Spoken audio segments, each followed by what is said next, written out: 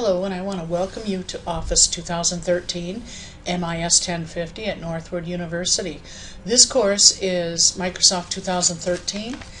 So the lecture today is going to be about the first section. It's going to be about understanding essential computer concepts. The thing you want to remember is every lesson has objectives. Today's objectives, we're going to talk about living and working in the digital world. We're going to talk about different types of computers.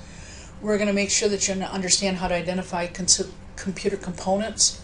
You can compare types of memory, talk about storage media, different ways to store documents and files. So you'll be able to differentiate between storage devices.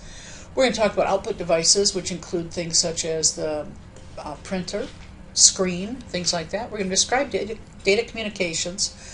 We're going to identify types of networks. We're going to discuss security threats. We're going to understand system software and describe different types of application software. For this course, mainly it's going to be Office 2013 that we're going to be using. So let's go ahead with the lecture for today. So a computer is an electronic device that allows you to input, access data, manipulate data, create reports, and display the information either in print form or on the monitor, and then actually save that information for later retrieval to possibly use for generating reports or writing documents or talking to a client or a vendor about their sales. So there's different types of computers. If you look on page 3, you can see different types of computers that you're going to be putting a name with a content.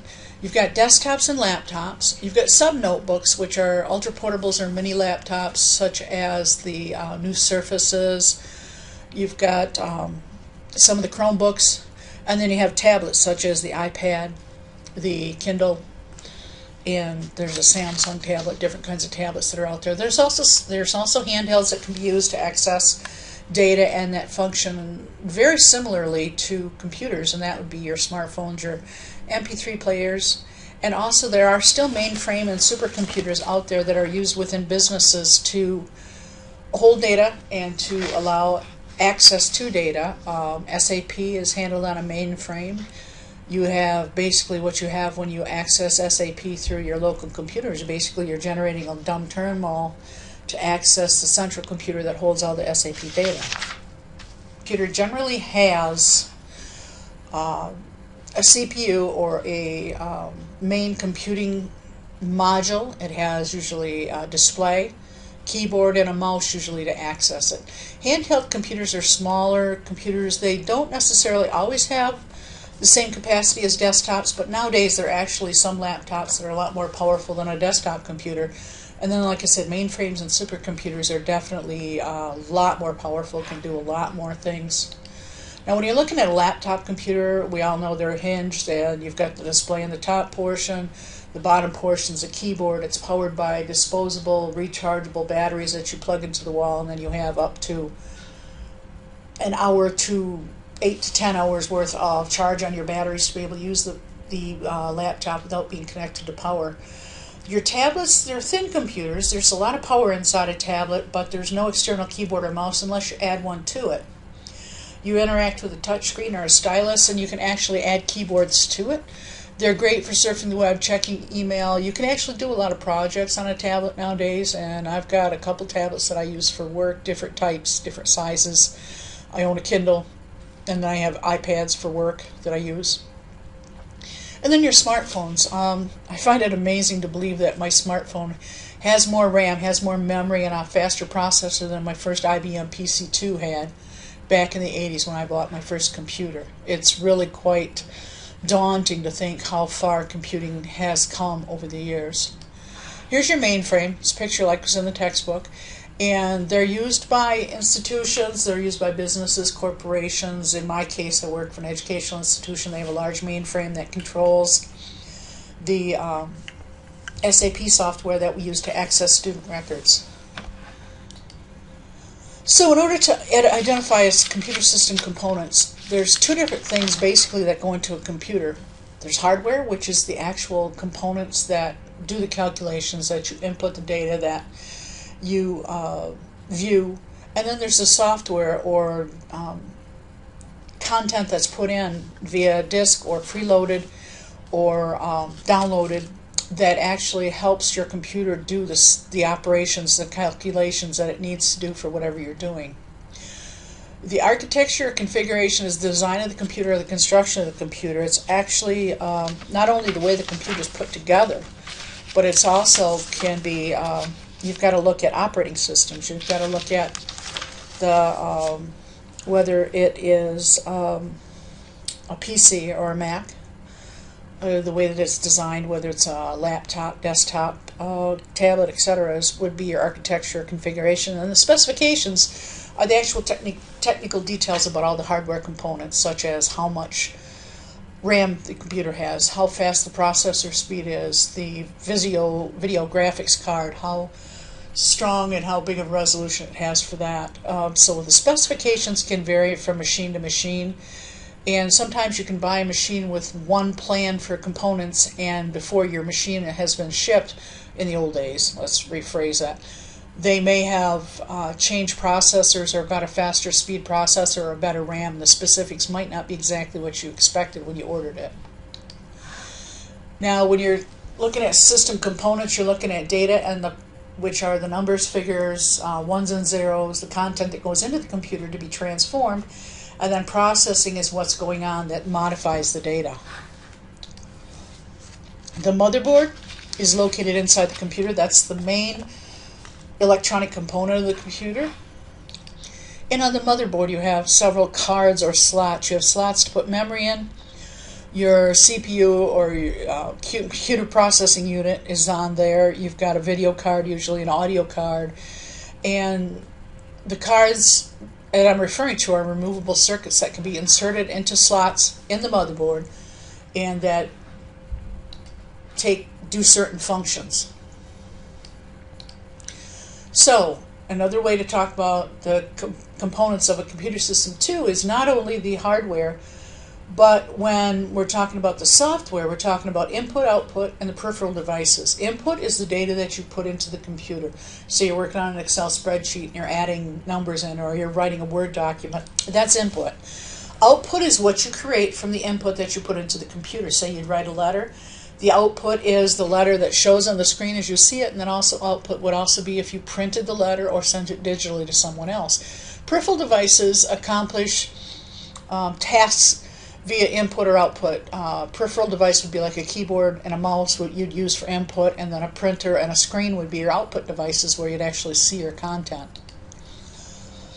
So we're going to go through this kind of fast. The microprocessor, also called the processor, central processing unit, or the computer processing unit, it's a silicone chip that's made to transmit electronic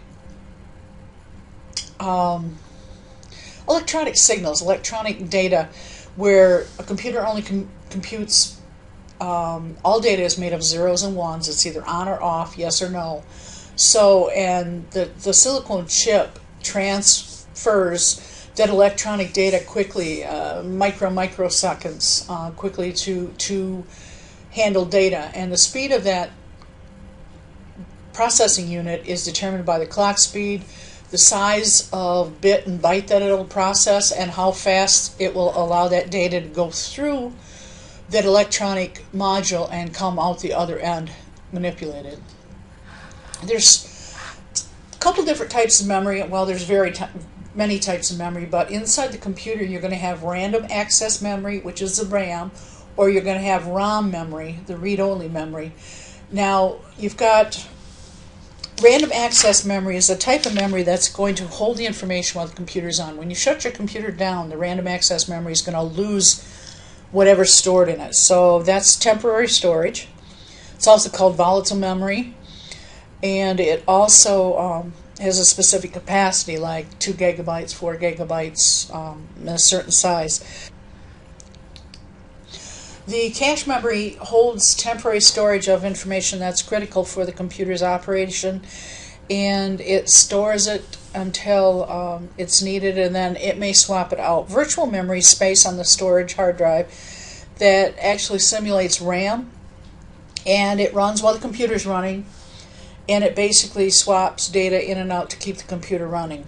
The read-only memory is also called firmware, and it's basically your BIOS, or your basic input-output structure of the computer, where when you start your computer, the program boots it up, starts it, tells it what to do to start. It goes through the process. Once you turn it on, it'll check with all the peripherals and see if they're there. It'll go, hey, keyboard, are you there? Keyboard says yes. Hey, mouse, are you there? Mouse says yes. And back and forth, and then it loads the software to run the computer.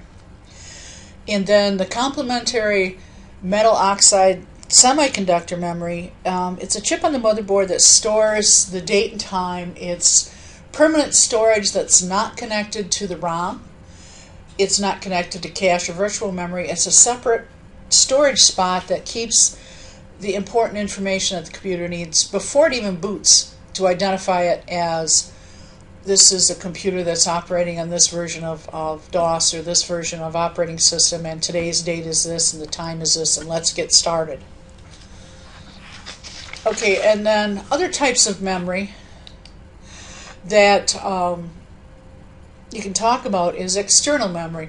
Like I said, RAM is temporary memory. It always changes. When the computer's on, when you turn it off, it disappears. Cache memory is special memory within the computer that stores frequently accessed commands or frequently accessed data when you're working on something that software or that memory actually holds that software for you or that data for you, so it can be quickly accessed.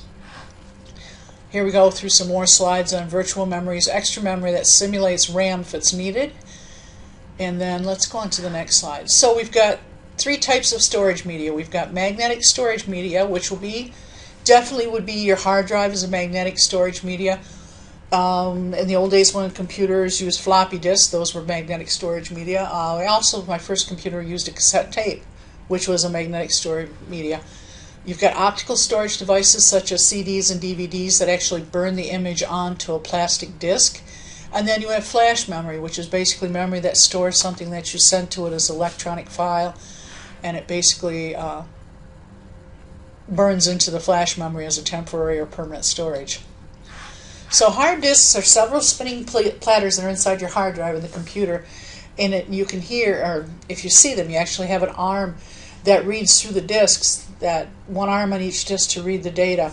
The optical storage devices, your CD, your DVD, your Blu-ray drivers have different capacities. You might want to look at those capacities and think about that. When you're moving data off of your computer and you want to put it on permanent store, you may want to burn it to DVD or CD. I don't have a Blu-ray burner. I don't know how many computers that come with them. But sometimes when you want to back up your data on your computer, you might want to burn it to CD or DVD. It allows you to clear out some of the storage capacity of your computer. If you've got a hard drive that's getting full, it allows you to take that data and put it somewhere else. A flash memory is similar to ROM. It can be written to more than once. It's solid state. Solid state hard drives are out there nowadays, where you actually have, instead of the spinning platters and the magnetic connection, the solid state storage of a solid state hard drive definitely is a lot more reliable and lasts longer than the spinning magnetic disks of a regular hard drive. Flash memory cards would be like your SD cards or your mini SD cards that go into your phones, go into your cameras, things like that. Those are flash memory cards that can be used to hold data for temporary storage. And then you also have USB flash storage devices, which are flash drives, jump drives, things like that. They come in a wide range of sizes, everything from 254 megabytes is still out there, all the way up to, I think, 16 to 32 gigs are available now. Plugs in the side of your computer or the back of your computer, or an external hub allows you to access your data directly through the USB port. So if you want to differentiate between input devices, this slide shows you how. Input devices include your keyboard, your pointing device, which could be a mouse, trackball, or a touchpad on your laptop. You've got a touch screen on an iPad or a tablet. You have the microphone, such as I'm using right now to record this lecture. And then you have a scanner, can also be an input device. So output devices are the things that you visualize your data manipulation with, either monitor or printer. You've got your LCD monitor is basically a flat screen monitor. It uses LED technology as a backlight. The factors that you want to take into consideration when you're buying a monitor is the screen size that would be comfortable for you to watch your computer output on. And for me, at work, I actually have a larger monitor connected to my laptop that I use. It allows me to look at the screen a lot larger. It's a lot easier. And then also the resolution, which is basically the pixels per square inch of the computer monitor, and it'll tell you how sharp the screen will be, how good it'll be to see your content on it, and how good it will look to you when you're using the monitor. So output devices, you've got different types of printers. The old days they have dot matrix printers. Some offices, some businesses still use those. They actually have tractor feed paper that, in the case of my husband's office, they actually use tractor feed paper with carbon copies where the dot matrix printer actually pushes the pins out and actually makes the print on the dot matrix paper. You can see that in a lot of cases in offices where they're doing reports and things like medical files and that. They may use dot matrix printers with tractor feed paper, which is the strips on the side with the little holes in. Inkjet's popular for home and work use. The one thing with inkjets, usually the cost of consumable supplies such as cartridges is pretty expensive. And then laser printers, they're really high quality. They have great output, but they also are high cost for consumables, and also the initial cost for a laser printer is higher than an inkjet.